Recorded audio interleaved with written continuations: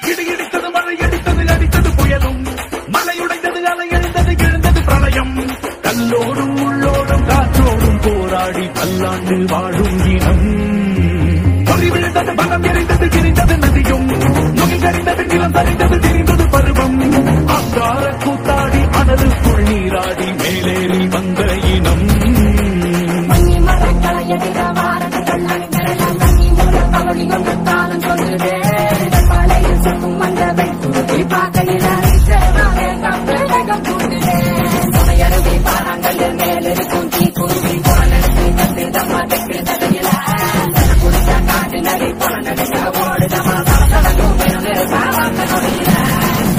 இருத்தோடு எடுத்து வா குருவாடு எடுத்து வா ஒரு சூடு எடுத்து வா